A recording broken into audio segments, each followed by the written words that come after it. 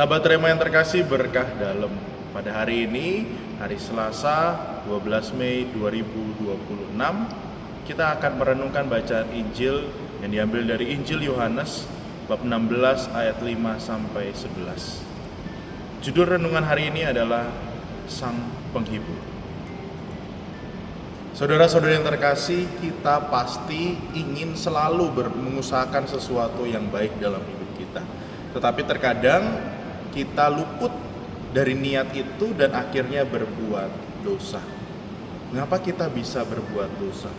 Kadangkala itu kita tidak sadar ketika kita ingin berbuat dosa.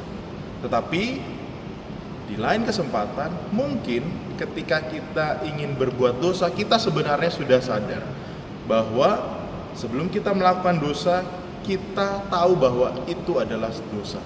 Tetapi kita memilih untuk berbuat dosa. Nah, pada saat inilah sebenarnya Roh Kudus itu sudah datang kepada kita, mengingatkan kita, memberitahu kepada kita bahwa itu adalah dosa.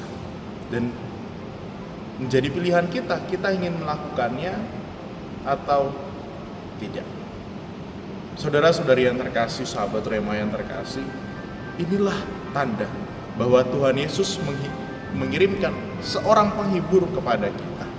Seperti dalam bacaan Injil yang kita renungkan hari ini, Tuhan Yesus yang akan pergi menjanjikan penghibur kepada kita, yaitu Roh Kudus yang memberitahukan kepada kita kalau kita melakukan dosa. Oleh karena itu, kalau kita berada dalam situasi-situasi seperti itu, situasi ingin melakukan dosa, tetapi sebelum melakukan dosa itu kita tahu bahwa ini adalah sebuah dosa.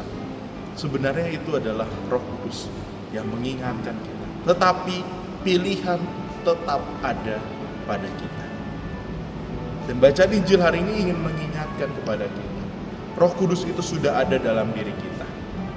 Tinggal kita mau memilih mengikuti Roh Kudus atau kita ingin memilih pilihan dari si jahat. Bacaan Injil hari ini ingin mengingatkan kita untuk hal itu. Saya yakin pasti saudara-saudari memiliki banyak pengalaman yang membawa saudari itu berada dalam pilihan ingin berbuat dosa atau tidak. Dan Tuhan sudah mengirimkan Roh Kudus kepada kita. Oleh karena itu saudara-saudari, saya mengajak supaya kita mampu juga mendengarkan Roh Kudus. Ketika kita berada dalam pilihan ingin berbuat dosa atau tidak, dengarkan suara Roh Kudus supaya kita dapat setia padanya.